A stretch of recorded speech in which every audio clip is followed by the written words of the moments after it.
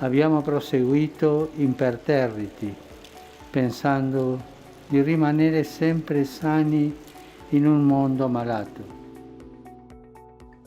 Le parole pronunciate da Papa Francesco il 27 marzo 2020 in una piazza San Pietro irrealmente deserta durante l'orazione straordinaria per la fine della pandemia saranno la guida alle varie riflessioni interdisciplinari che alimenteranno le 3 giornate del 15° Congresso internazionale Città e Territorio Virtuale.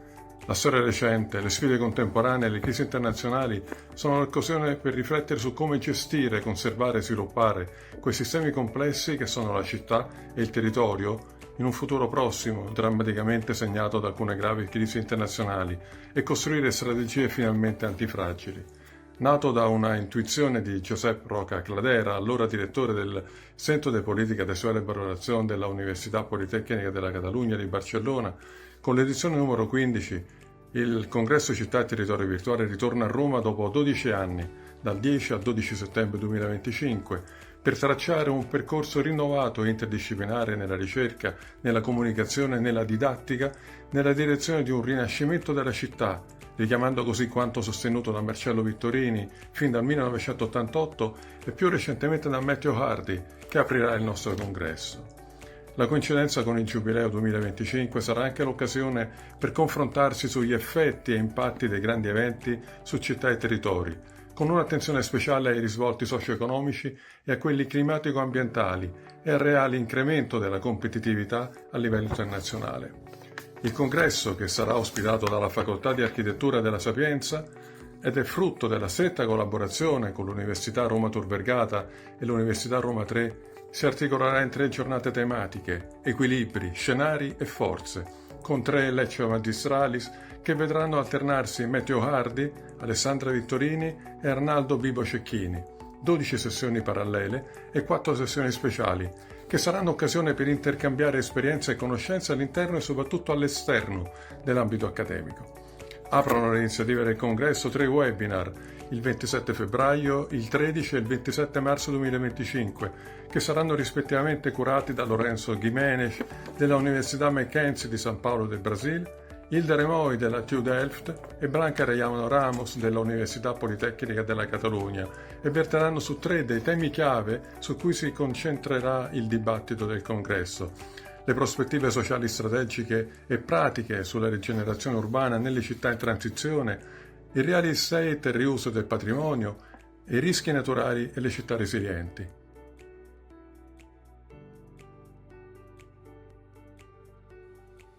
Vi aspettiamo numerosi.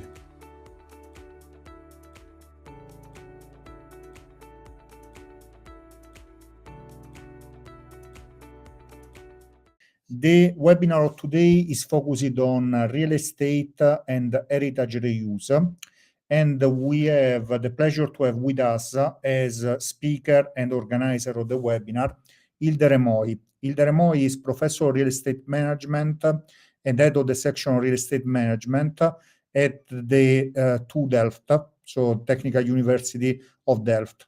She was visiting professor at Federico II of Naples. She was president of the European Real Estate Society for the 2018 and 2019, and she is currently member of the board of the same association. She is also the editor of the Journal of Sustainable Real Estate. So now I leave the floor to Hilde for introducing this webinar and for introducing also the discussant that will be involved in this webinar. Thanks again for being with us. Yes, thank you very much, Gianluca.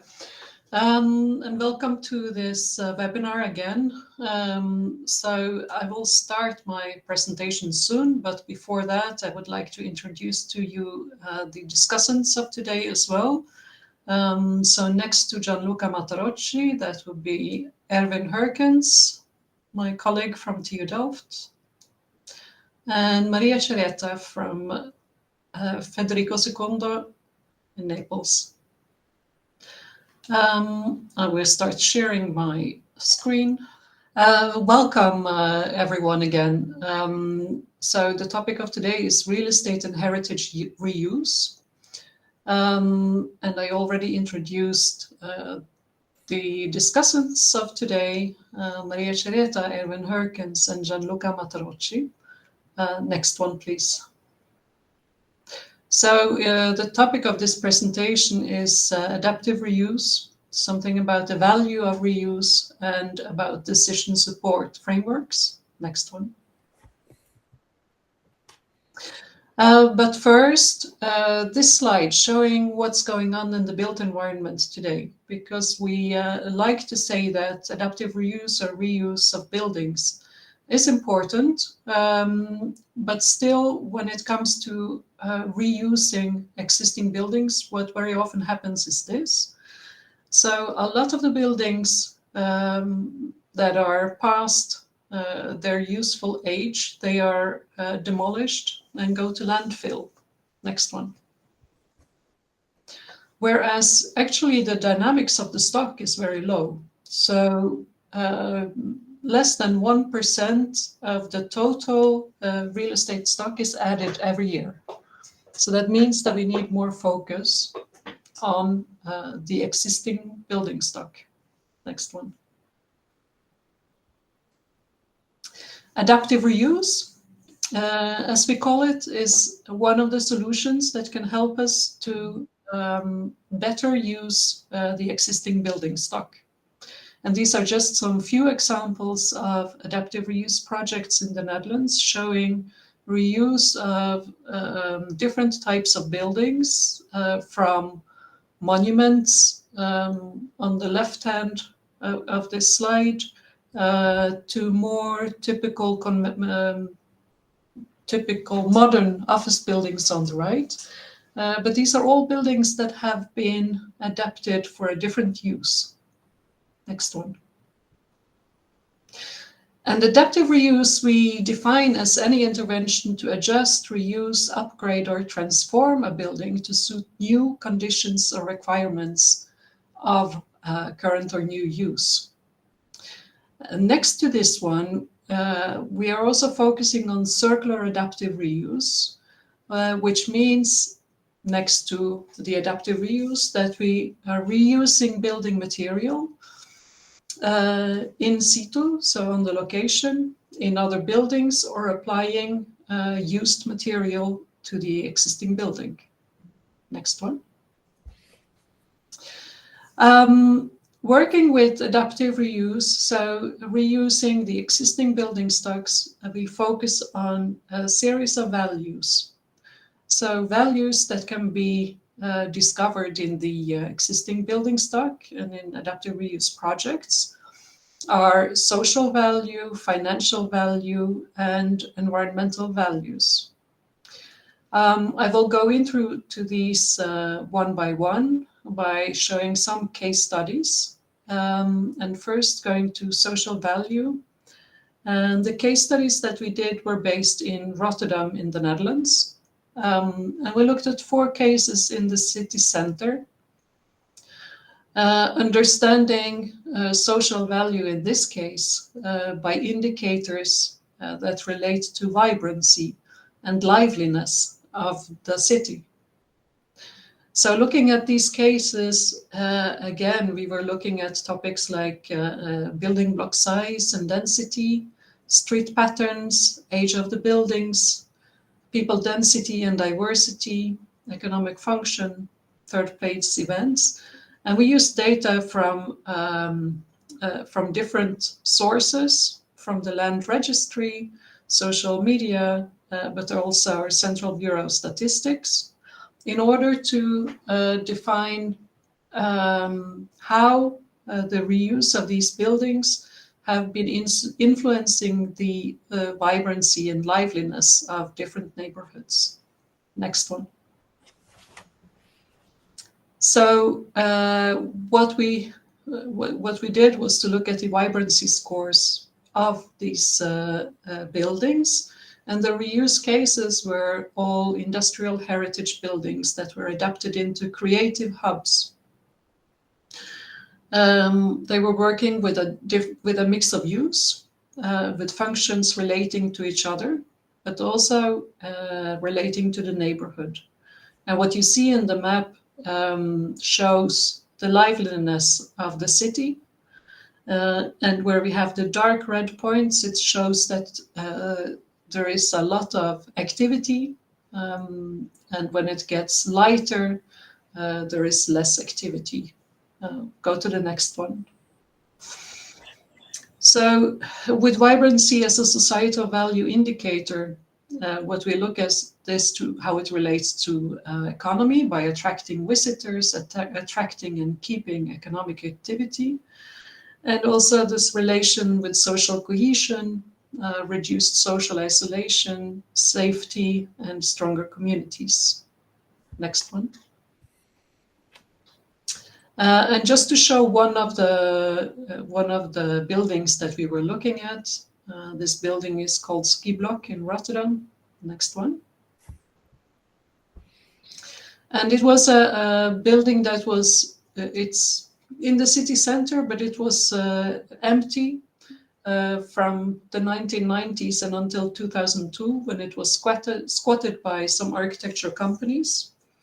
And these companies stayed in the building, whereas the municipality was aiming to sell this building to a developer.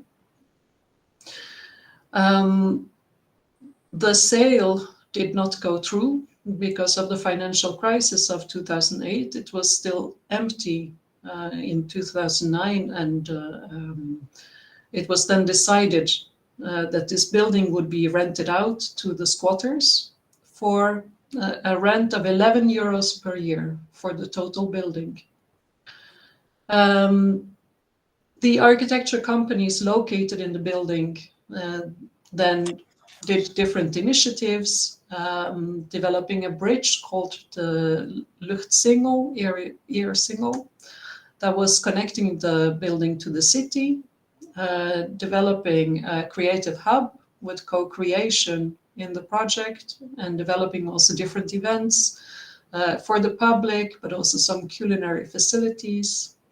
And still, although this is a very lively building and seems to be functioning even now in 2025, the ambition of the municipality and of the real estate developer is still demolition. Next one.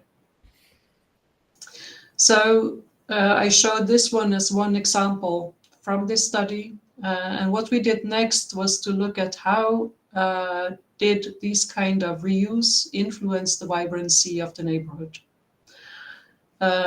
So the building that we just looked at is the square to the left. And what we see in the graphs below shows how the activity in the building and just the nearest 50 meters around the building, how that developed throughout time. So from the first moment when these activities took place until now.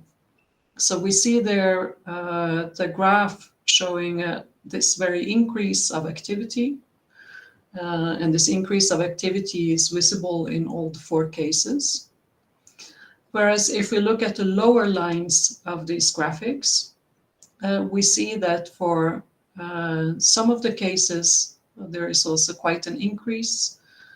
And these lines show the increase in activity on the scale of 500 meters surrounding the building. Now, in some of the projects, this increase in activity is quite significant. And in some of the cases, though, we found that the link or the increase of activity was less significant. And in this case, it becomes interesting to look at how the buildings are connected to the city. So what we see is that connection to the surrounding city fabric, urban fabric, is also very important in order for activities in the building to spread to the city. So this shows that the adaptive reuse of these buildings can be very important for activity on urban level. But it really depends on how the buildings are connected to the urban fabric as well. And that goes back to the factors that I was talking about. So it's about the density of the fabric surrounding the buildings. It's also about what type of use is surrounding the buildings, if it connects social-cultural to the activities or not. Take me to the next slide. We are also working on this topic in a new project. This is a research that is being done by postdoc Chiara Mozzarella, working with us in Delft, and working further on this topic in order to understand how vacant spaces can be reused temporarily in order to improve the activity in the neighborhood, and what kind of influence it has on not only the social value, but also on the economic and financial value created. This is work in progress. You can take me to the next one. Next, yeah. And also for this one, we are working with different types of case studies, looking at cases in different cities. So we stretch it out not only in the Netherlands, not only in Rotterdam, but look also towards Brussels and Paris, and looking specifically at how this type of abandoned spaces that are in many cases industrial heritage, even though at the moment when they start a reuse very often run down, how this temporary use is improving the quality of the location and also increasing the value not only of these buildings themselves, but also of the surroundings. And in this extent, looking at how can these projects, how can they increase the value of the neighborhoods. Next one. And further to this, we have been looking in another study also at how adaptive reuse of industrial heritage contributes to heritage, but also to financial economic value. In this case, looking at Amsterdam, again, looking at 4 buildings. These are the 4 Westergasfabriek. It was a gas factory. It was also an area called NDSM, which is a former shipyard area. It's a warehouse called Pakhuis de Zwijger, and the Hallen, which is a former tram hall, where that has been redeveloped as well. Next one. And here we looked at the added value of adaptive reuse of these buildings for the surrounding housing. So looking specifically at the influence of adaptive reuse to creative and cultural hubs again. In this case, we looked at sales transactions of the city, going through more or less 126,000 sales transactions with data from the Dutch Real Estate Brokers Association. Next one. And again, I will look just at one of these buildings, so we see what kind of adaptive reuse was done. This one is the Hallen, and this is what the building looked like before it was adapted. Next. And this is the building after reuse. So showing the liveliness following. Next. It was a building that was abandoned, vacant for a long time, with a squatting, a lot of vandalism and dilapidation. Several redevelopment proposals were made throughout the years, but they were not successful because the neighborhood were complaining or because they were not financially feasible. And following, the neighborhood created their own plan for reuse of this building. And it led to a successful completion of the adaptation in 2014. Also in agreement with the municipality, who was an important actor in this project. Next one. For this research, we studied heritage values and how they can relate also to financial values, saying that some of these values we can express in economic value, and other ones we cannot. So the importance is to look at non-economic values such as emotional experience, historic value, architectural value. But what we also did in this study was to look at the economic values. So how will the reuse of these buildings influence direct financial value, indirect value, and also, let's say, the induced value for the neighborhood. Next one. This shows some of the indicators that we included in our study, but I will not go into them because they are it's too detailed. Next one. And following, we developed some models in order to try to understand how the heritage reuse influenced the value of these buildings, looking at all the different factors, but trying to isolate the heritage factor. Next one.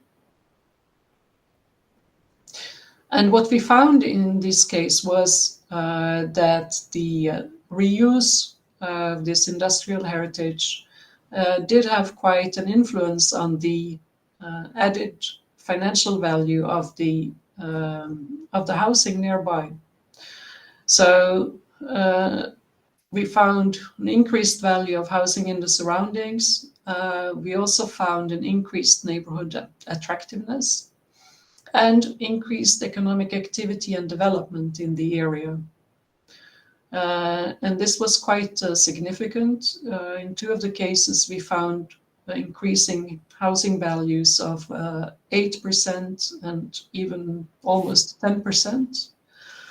I think, again, we like to look also at the one that was not significant. And in this case, what we found out was that this building, some of the reasons why it was not significant was also, again, because of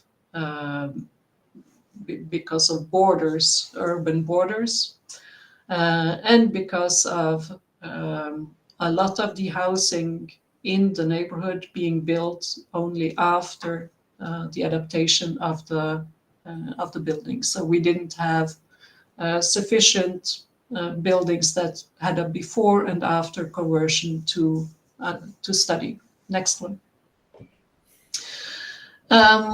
Also, environmental value is the final value that we are discussing in this topic.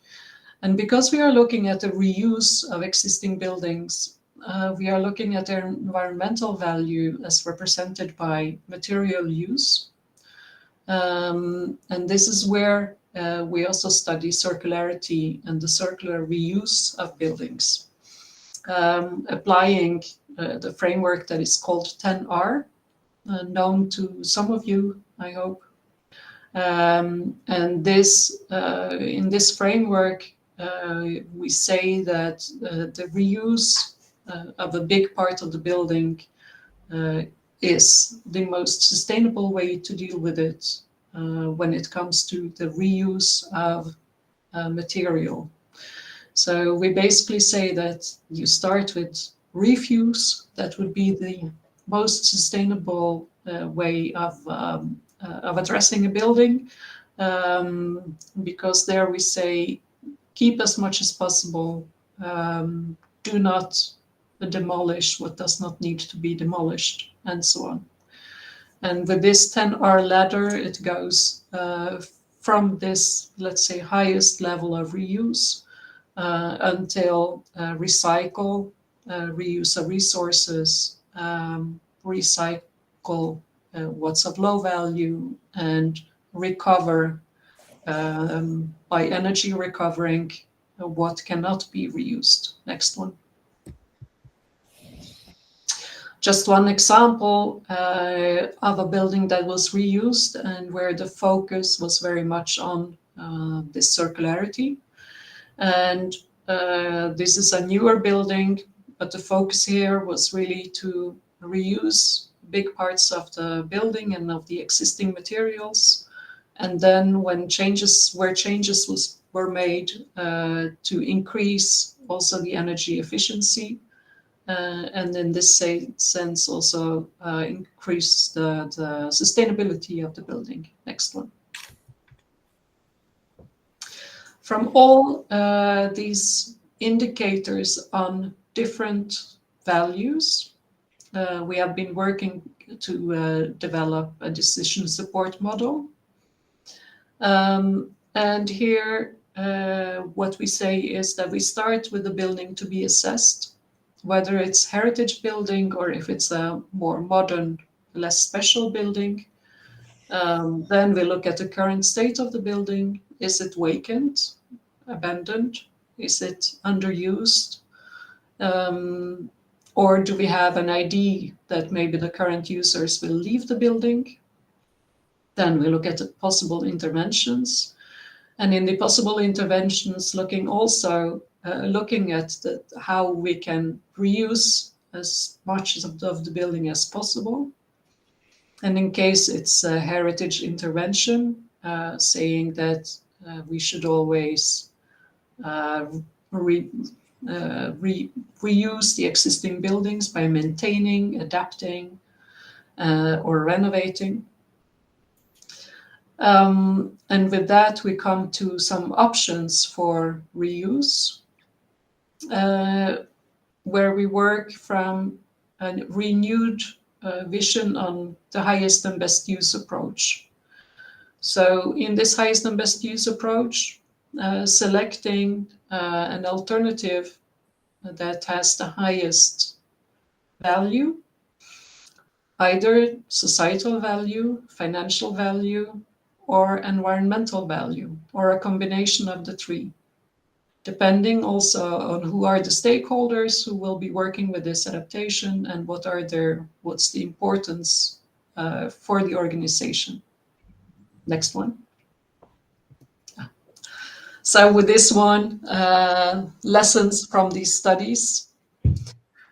What we show is that adaptive reuse of heritage and other existing buildings can help to increase vibrancy and livability. It can increase social value, financial value.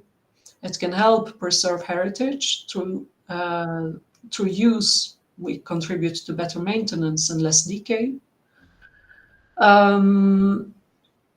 And also important things to look at in studying these opportunities is the procedures and construction time.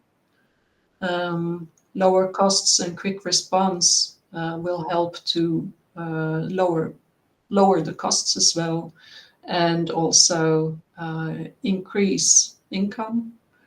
Temporary experiments can help by trying out new concepts. It's possible to define new values. And also in some cases, this helps us to develop innovative design that can be important in order to reuse difficult properties, properties in which the values are not visible at the first glance. And of course, it all contributes to sustainability through the extension of a useful lifespan of buildings. Next one. I just wanted to mention to you, I've been working on a book that is for now available in Dutch. This is something that I worked on with one of the discussants here, Erwin Herkens. And we're in the middle of translating this one into English. So hopefully it will be ready before the conference. Adaptive Reuse for Housing will be the title of the book. And it will be an open access, accessible ebook. So with that, thank you for your attention. And stop sharing. And with this, I would like to give the word to the first discussant, Maria Cereta.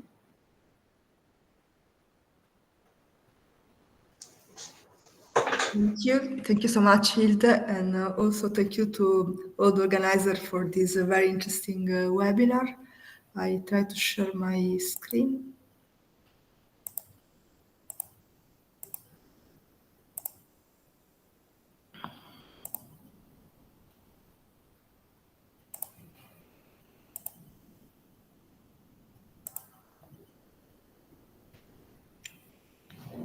Okay.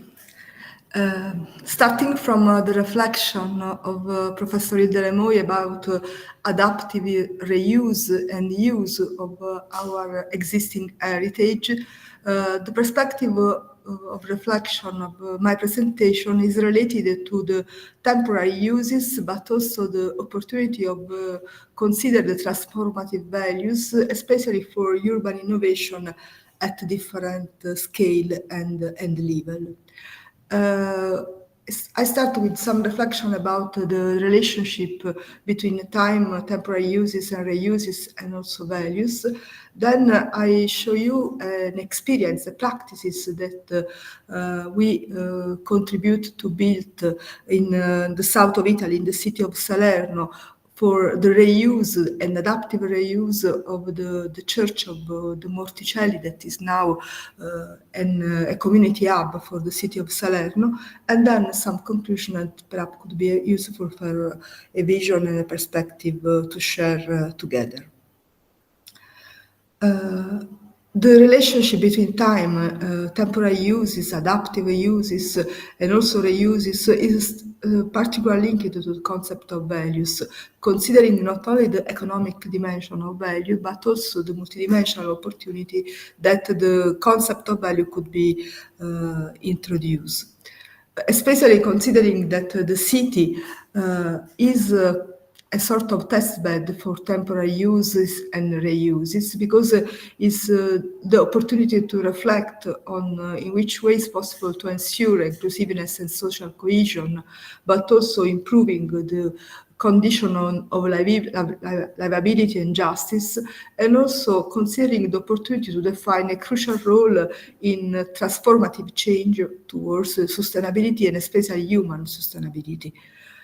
This means also to identify some good relationship among the institutional context, the operative context, and some opportunity challenges, considering especially the opportunity for a new governance model that combine experimental and multi-level governance, the identification also the opportunity to implement the commons paradigm starting from the Ostrom reflection, the opportunity to identify some innovative partnerships that include private but also social and public actors.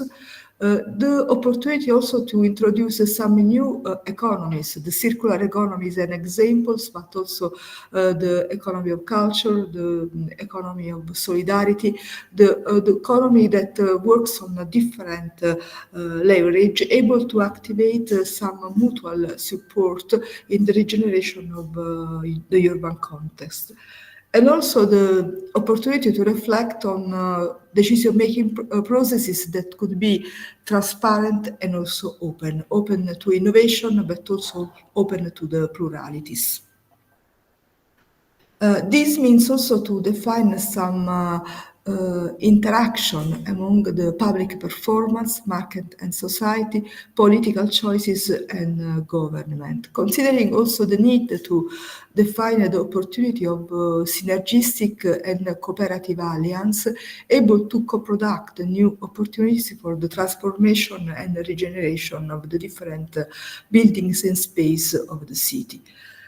And this is particularly interesting because it identify also different opportunity of define some governing model where the cooperation and the collaboration are essential for a new perspective. So the cycle of co-design, co-decision, co-production and co-evaluation means also the opportunity to define some opportunity of a new alliance among different stakeholders that are specific for each different situated regeneration problem. Starting from this, the perspective is also related to new different helix, able to identify not only the model of the triple helix that is the basic model of innovation, but considering also the quadruple and the quintuple helix model, where the knowledge economy, but also the knowledge society, the knowledge democracy, and the innovation, but also the opportunity to identify the interaction between education system, economic system, ecological system, culture-based public and civil society system, and political system, could be particularly interesting to define the enabling context for the suitable transformation.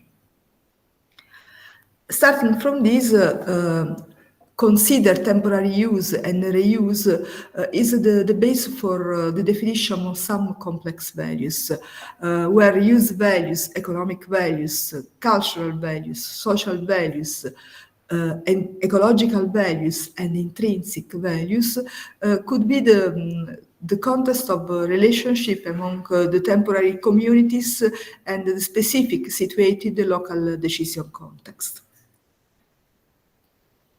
In this perspective, temporary use can be defined as the opportunity to define a local incremental change, but also define some community-oriented and inclusive processes, develop some multidimensional impact and co-benefit, activate some collaborative management process, and implement creative and innovative change, where complex values are central because are essential to identify the interaction among economic and not economic values and their opportunity to co-produce new communities and new local situated strategies. In these, complex values are central, but also are able to identify some processes that consider different time.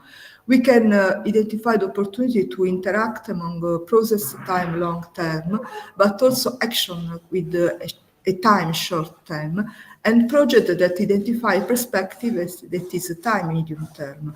So temporality is essential, but also the opportunity to define an interaction among temporary use and reuses and temporary communities and temporary users is particularly relevant.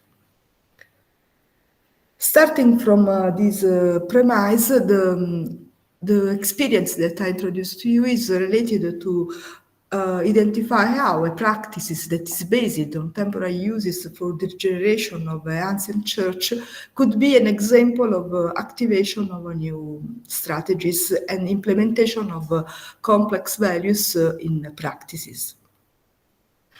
The example is that of the Church of San Sebastiano del Monte dei Morti in Salerno, that is known as the Morticelli Church, that was closed for about 40 years and was started as a renovation process, considering the opportunity to test a living laboratory according to the opportunity to define a new community according to new perspective of valorization, considering the vibrancy, the cultural vibrancy, the social vibrancy as essential for the regeneration of the ancient building.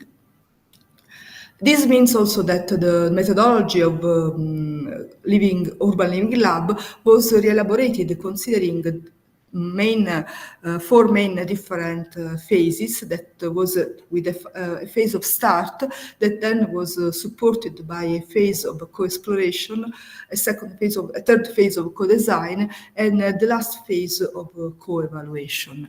This means also a cycle process able to identify in each one of the cycle the need to understand what are the opportunities, but also what are the opportunity to define new values and also to define a co-design process.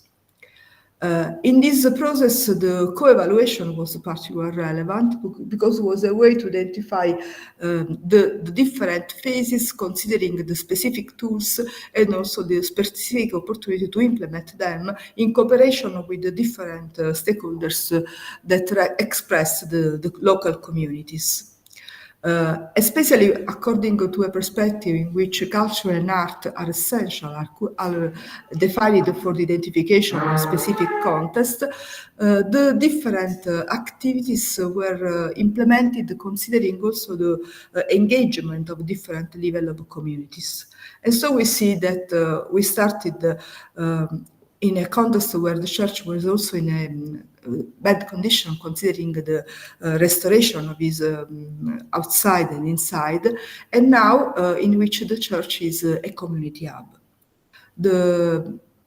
The activation was promoted and supported by a group of architects that are named the BLAM because they were now an association, a cultural association, but started as the master degree thesis and then a PhD thesis in our department. And this is particularly interesting, the program of different activities, because it's a way to identify how the community could be relevant for the construction of a regeneration process, and where the different uses, considering also the multidimensional impact, where the real estate impact was only one of the aspects of the different activities that were able to generate new values. In this also was particularly interesting the network of different stakeholders that were involved in the process, and was a sort of growing process of network in which different stakeholders, social, private, and public, cooperated all together. This scheme is a sort of result of the interpretation of the process that we have implemented, considering a long-term process, a medium-term project, and a short-term actions. In this, the identification of intrinsic values, but also the experimental governance, the impact of co-assessment, and also the implementation of the paradigm of commons was particularly useful for the definition of a cyclic program in which the identification of a community hub was the core of the different activities. Now, Salerno.com is the last project in which the Immorticelli is the central point of community for a new community that was defined around the church, and is also particularly useful for the different activities that are services for the cultural and social regeneration of the cities. So, some conclusion in order to reflect on this experience, but also the opportunity of a new way to consider the regeneration and urban regeneration, starting from the perspective of complex values, in which we can define that temporary uses and reuses are able to define a sort of life cycle in which different type of temporariness, potential of temporariness, a contribution of temporary and temporariness are essential for new special opportunity, new awareness, and also new activation of enabling context for social interaction, and also to define some process of self-sustainability and opportunity to generate a new urban, social, and real estate impact. This is also a way to reflect on strategies in which the dynamic symbiosis and synergies are essential, are able to identify transformative values as central for the interaction of long-term thinking, but also short-term impact, collaboration and cooperation, and circularization of the different processes. This means also to improve the attractiveness and trust in the opportunity for change, but above all to identify the central role of values, especially the interaction of economic values and complex values. Thank you. Yes. Thank you, Maria, for this. You can stop sharing your screen. Yes. Okay. Thank you so much. Thank you. Then I would like to go to Erwin Herkens. I know you have, and Erwin, you will not present any slides, but I think you have some reactions to the presentations that have been presented. Yes. Thank you so much, Hilde. Thank you so much, Maria, for your vital research, because you give a lot of insight into the value of adaptive reuse buildings with a lot of added value that can be arranged for society, economically, sustainability. So great insight. My background is in urban development or urban transformation. And me and Hilde, we've also been working on the book, which we just also are going to publish in English. The main focus there was on 2 chapters. One was on policy from central government or even local government to actually make sure that adaptive reuse can be realized. And it's important to see also in the presentation by Hilde and Maria that this added value probably is also something that municipalities and also other, let's say, local authorities or public authorities might take very seriously, because it's always the question what adaptive reuse brings. And the more data we gather, the more likely it will also become that they will adapt these goals of adaptive reuse in their policies. So what we have done, and I might be able to show it briefly, see how I can share this one. If I can find the window. Yes, can you see this? Guess it's coming. Is it coming? Yes. Yes. This is a sneak preview of the English version of the book. But it's quite important here that we made a chapter on the classification of government policies that could actually enable the adaptive reuse to housing in this case. We came up with different categories, which are based on a paper by Adams and Teasdale, shaping policy instruments, regulating policy instruments, and stimulating policy instruments, and capacity building policy instruments. And here you see some examples of let's say, instruments or actions that were taken by Dutch central government over the last 10 years, I would say, to make sure that adaptive reuse is coming a bit closer to realization. So these might also involve tax exemptions, as you see here, or lower interest loans for sustainable housing construction in relation to adaptive reuse. All kinds of transformation, let's say, expert teams or programs that support initiatives. This is an example of how probably other authorities, also worldwide, let's say, might think of how to stimulate, regulate, or build capacity for adaptive reuse.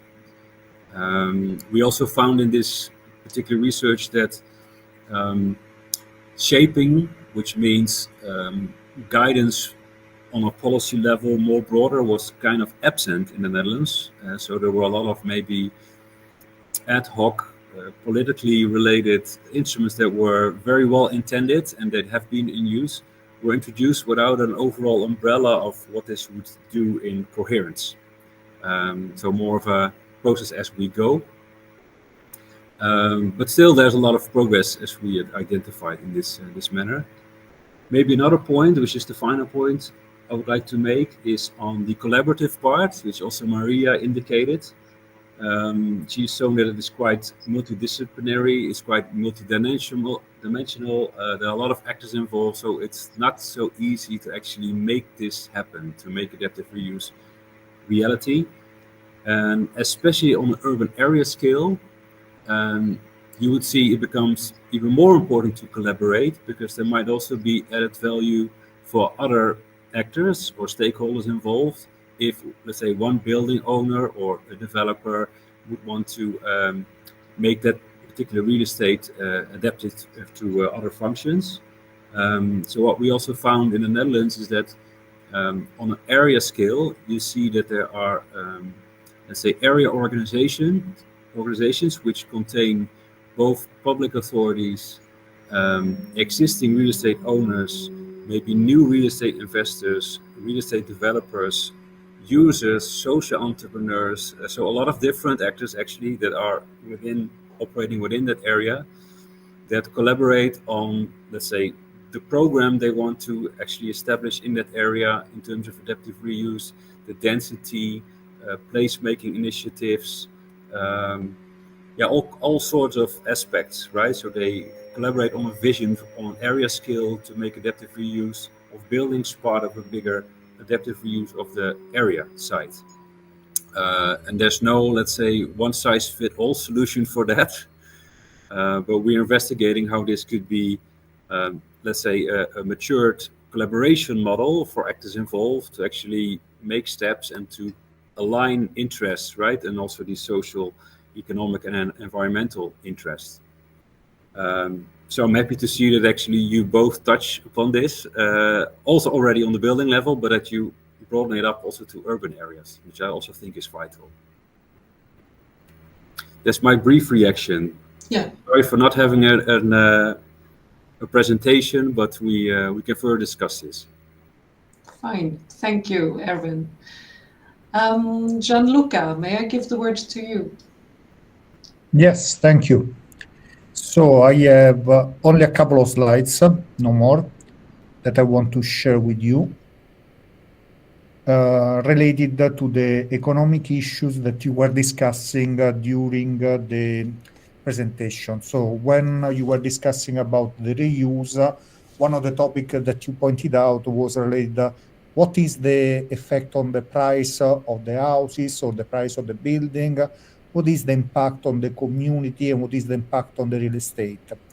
What I want to share with you are only some additional ideas that could be useful for developing a new research on the topic or try to develop new research on the topic. So first of all, we have published some years ago a paper on the municipality of Milan, talking about what? Brownfield and the impact of existing brownfield, so buildings that are not reused, on the pricings or the pricing of houses and the different type of real estate units. Let's focus on houses. Here you have a table that is telling us that normally when there is a brownfield that is nearby, this may have an impact on the price per square meter. And this impact on the price could be relevant, but is not so easy to understand it, because as we know, every type of house has unique features. And so if you compare only the price without running a hedonic regression model, probably you cannot point out results that are reasonable. What we have done by doing an hedonic price model is to try to identify what are the effects of the brownfield on the pricing. Here you have this column 2 that is telling us that when you have a brownfield nearby, there is a negative impact on the price of the building, and this negative impact is normally 90 or 100 euro per square meter in reduction of the price. This for the market of Milan. If we look more in detail about what is happening to the housing market, and for example, we try to focus more on the historical city center versus the suburbs, what we can point out is that the economic effect is much stronger, because the economic effect in this case, when we talk about the downtown of Milan, may be up to 1,400 euro per square meter.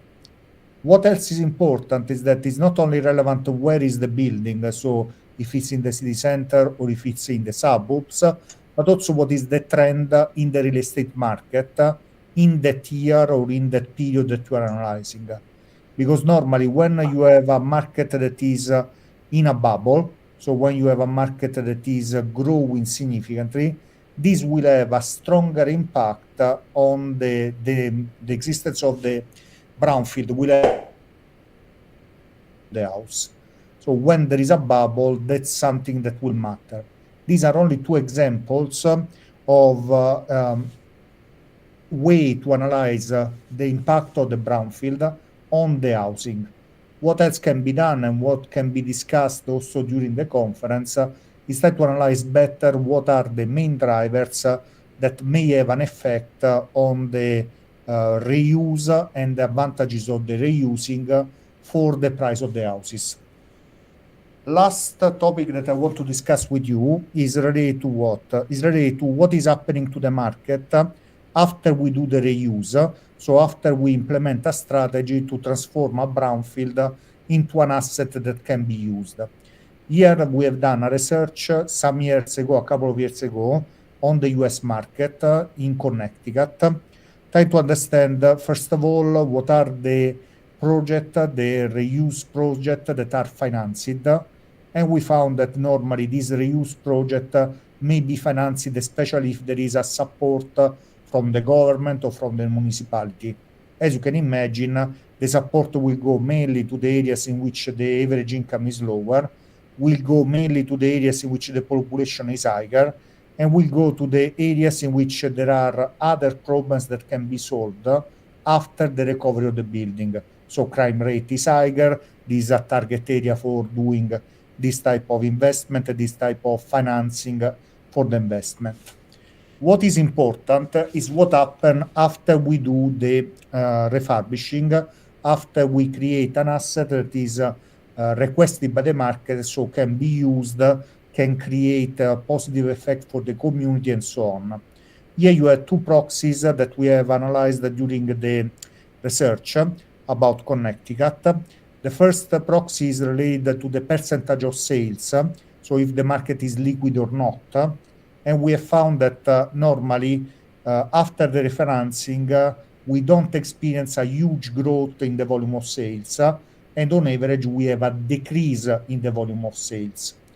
Why it happens so? Because normally what will happen is that this choice of doing a refurbishment, this choice of requalifying an area, will have also an impact on the price at which the houses or the buildings are sold. Normally, after the refurbishing, every house that is nearby, every house that is near to this area that is now used, will have a positive effect, will increase its value, so will be sold at a price that is more near to the appraisal value. As you can see over there, there is a gap in terms of the ratio between the selling price and the pricing value, because the selling price was only less than the 90% of the appraisal value before the brownfield refinancing. Once the brownfield is financed and the brownfield is transformed into an asset that can be used, we are able to sell the asset almost at a price that is equal to the appraisal value.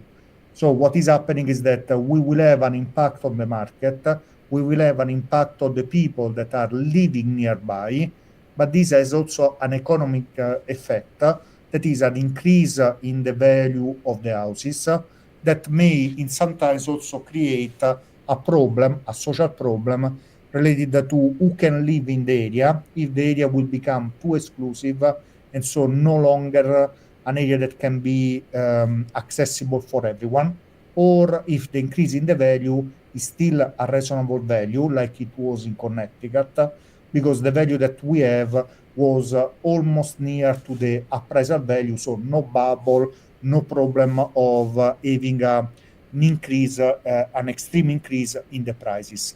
What could be important and what could be discussed also during the conference is try to have more evidence about what is this economic impact. Because as you have seen also in your case study, what you have showed us about your case study, every case study may be unique. And so we need to understand better what are the characteristics that are more relevant in order to identify if there will be positive effect, strong positive effect, or mainly positive effect related to this type of intervention. For sure, there could be a positive effect, but we need to measure how much it could be relevant for the society that is living nearby. The analysis that we have done up to date are only the one that I was discussing with you, are only on the housing sector, but there is something else that matters. In your case study, you pointed out that there is a huge impact in the retail sector, and this is something that could be interesting to study in order to have an idea about how the rent per square meter of this type of buildings are changing after the choice of doing a brownfield transformation or an intervention of the building for the reusing. The more we collect data about this issue, the more we can understand better the phenomenon, and the more we can support by providing data the need of doing the reuse, of doing a refurbishment of existing real estate asset, because it's true, as you say, that we don't increase too much real estate year by year. You said only the 1% of the real estate is creating as new real estate. Everything else has to be a reuse of existing one. But what also is important is to understand which type of building is more relevant or is more useful for this type of intervention. So what we can say at the end is that the topic that you were presenting us is rich of ideas that could be discussed, could be analyzed during the event. And I hope that there are some of the people that are attending that is willing to do research on this topic. So the next step will be, if there is someone that has any question, to essentially raise your hand, open the mic, and we will discuss with you about the topics that we have just presented. So if there is any question from the audience, we can proceed. Hilde will manage the Q&A session, if there are questions.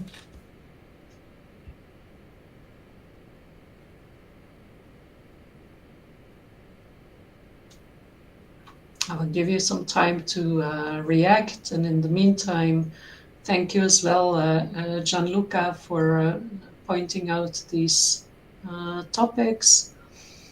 I think indeed it relates very much to what we have shown.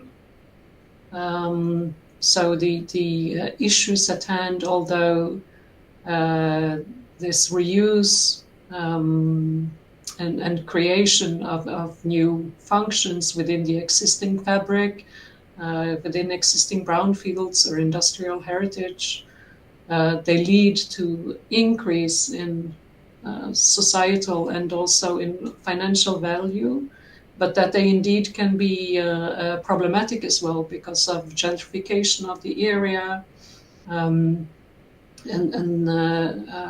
this kind of this kind of issues. And it's something that can be very interesting to keep discussing also in the conference, also relating to the to governance and to let's say how local governments can address this. Either use it as a tool in case you want to achieve increase in values, or in case you want to achieve an increase in liveliness in certain areas, or for example also if the aim is to avoid gentrification, what kind of tools would you have as a municipality, as a local government, in order to deal with this? I don't see any questions yet from the audience. Erwin, maybe you want to react to this because I see you nodding. Actually, I liked also the presentation from Gianluca. What you often see is that these sometimes local initiatives for reuse, sometimes they're local, they have to compete with, let's say, market pressure, right? So big development in these urban areas. And then, of course, it's always the question also for municipalities, what's the added value financially, socially, economically of these initiatives? And you both, or even the three of you, also point that out. So I think that's quite vital for local authorities also to decide differently. So to revalue, let's say, adaptive reuse initiatives above only new build, demolishment, these kind of initiatives. So these studies that you've done and are doing are quite vital, I think, also to share with authorities. Say there's a lot of extra value, different types of value that you can achieve by doing adaptive reuse. And it's really difficult also, maybe that's also one of my questions, how to isolate, right, the effect of adaptive reuse in terms of financial added value or housing prices or whatever economic value. That's more of a methodological question maybe to you both. How do you do that, and what you can also recommend researchers in order to bring this forward? Yeah. I think maybe it's in your papers or a paper that we didn't now discuss in detail, but I think that's really vital. Yes, I think in this case, what we did was indeed a hedonic pricing study. So using regressions with a lot of different indicators on value, but they're trying to see how much the actual reuse of the heritage meant for the value. So that meant indeed also, like Gianluca did in their study, look at the value of the surrounding housing before adaptation, but then also looking at how the value changed after adaptation. And these are quite large quantitative studies. But in order to understand how the housing prices in this case change, this is necessary. And then what we did was also to look at the specific cases and try to understand what were the kind of adaptations that took place. So in order also to understand why things were done in a certain way. Yeah. Gianluca, maybe you want to add on the methodology of your topic? Yeah, so what we have done is mainly to work on, first of all, on price that are final price, not asking price, because otherwise the data that you have will be totally biased. And the idea is that you need to collect a lot of data about the building features that may matter for the pricing. On the basis of the data that we had, we were able only to analyze housing, because when you want to analyze something else, so if you want to analyze offices, shops, and so on, you need to have a more detailed set of data that we don't have. And so we were not able to identify what were the drivers of the price of that type of buildings. But theoretically, in other markets, could be easier to find this type of data and could be interesting for all of us to learn more about what can happen not only to the housing, but also to the other buildings once there is a reuse. I see that there is also a question in the chat. Yeah. From Carlos. Do you want to do it directly, Carlos, or we will read? Probably we will read. Okay, a question for Hilde. Can you read it or will you read it? Yes, I can read it. Okay. So Carlos asked if I can provide more details on the hedonic model to identify the impact of refurbished heritage on the value of neighboring homes, specifically regarding the spatial functions. So yes, in this case, what we did was to build a regression model with a lot of characteristics of the homes. So because we wanted to make sure that we actually measured the impact of the adaptive reuse. So of course here we also had all the standard characteristics like the size of the homes, square meters, how many rooms, what kind of buildings were they in, what was the age, were they recently renovated, and so on. So these were let's say, the standard characteristics related to the buildings. And then, like you ask about the spatial functions, so we were also looking at the influence that the adaptive reuse had on, depending on the distance to the heritage that was reused. So trying to model this in different ways. We did a step-by-step modeling looking at distance, if it was 200 meters removed or in the area from 200 meters to 500 meters or more than 500 meters. We also did one where we looked at continuous distance, so from 0 to further away, and trying to understand until which distance does the adaptive reuse have an influence. So with doing these different models, we managed to find out how the distance to the adaptive reuse was also important.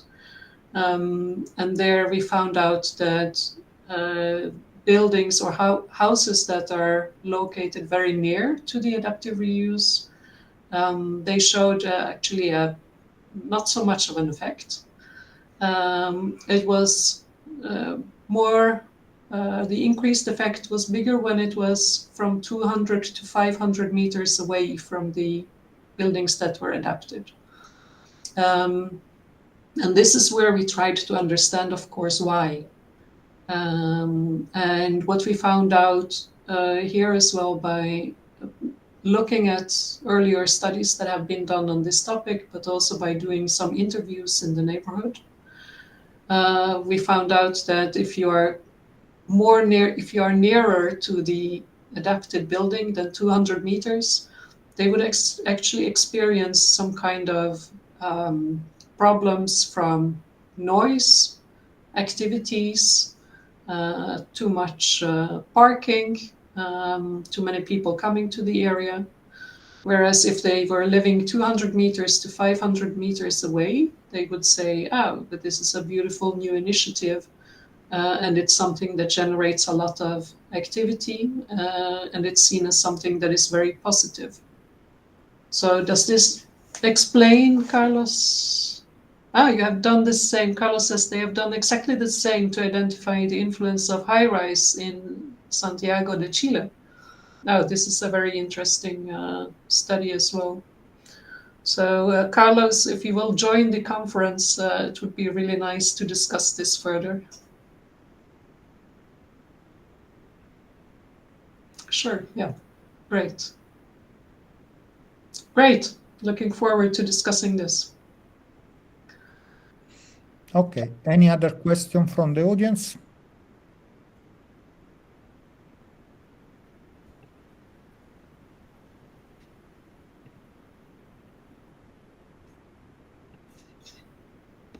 No? No?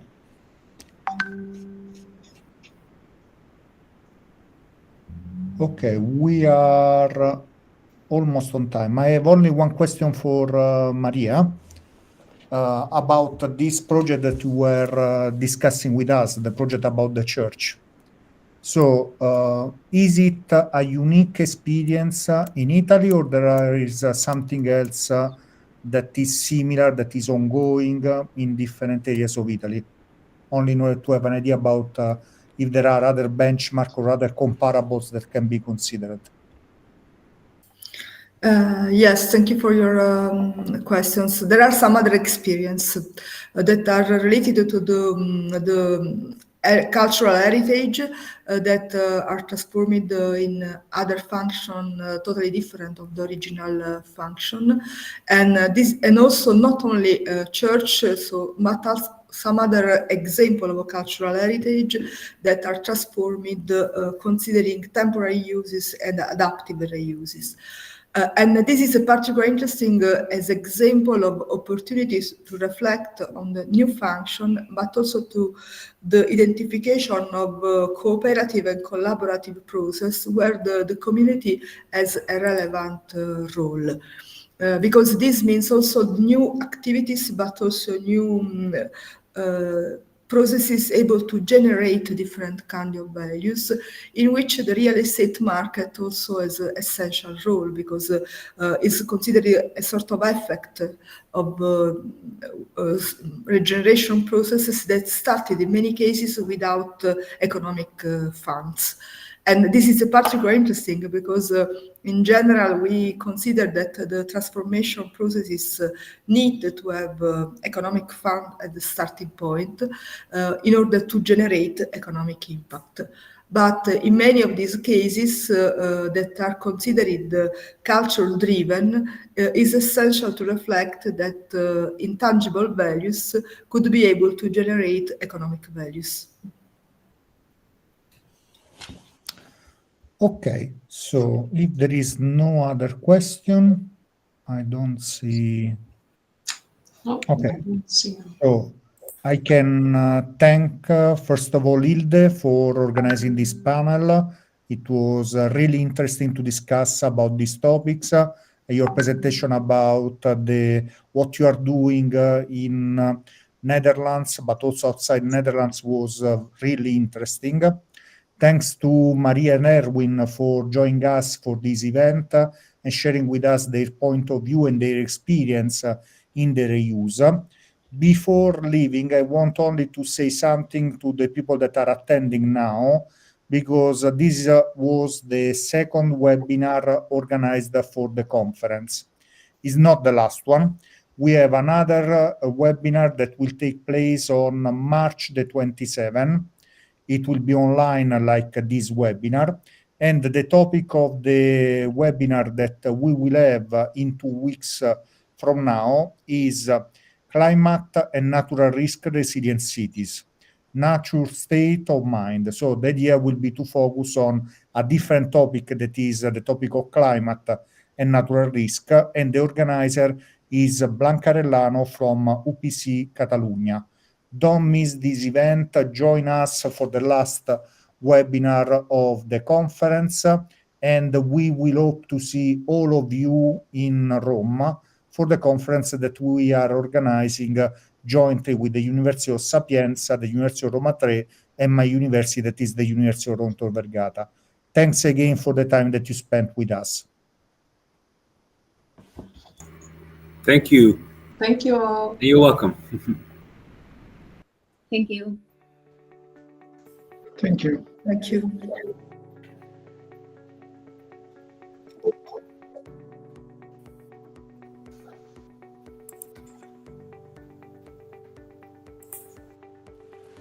Abbiamo proseguito imperterriti, Thank you. pensando di rimanere sempre sani in un mondo malato.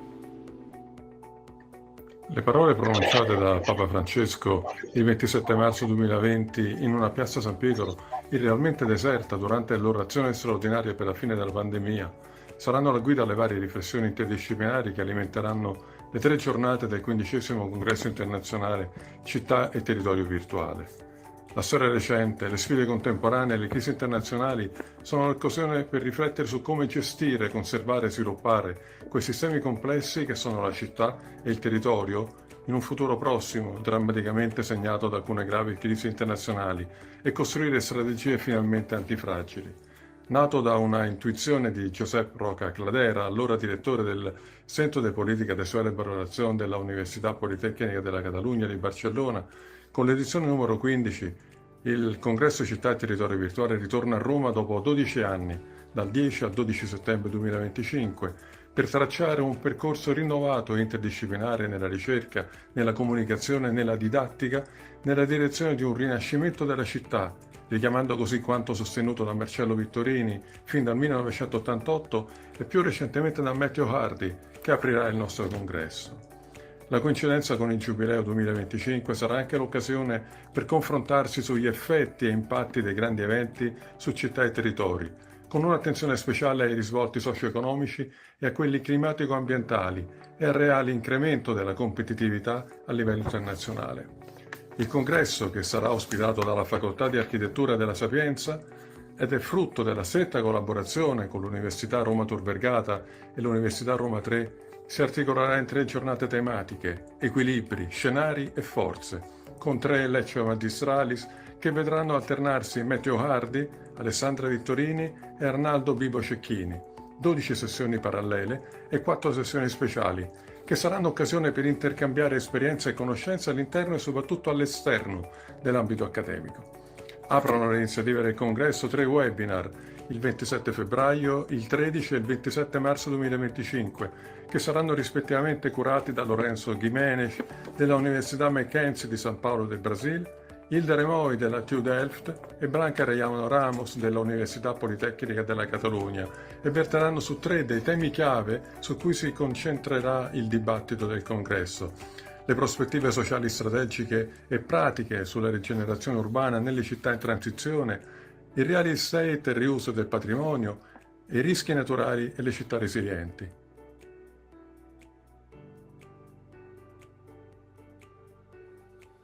Vi aspettiamo numerosi.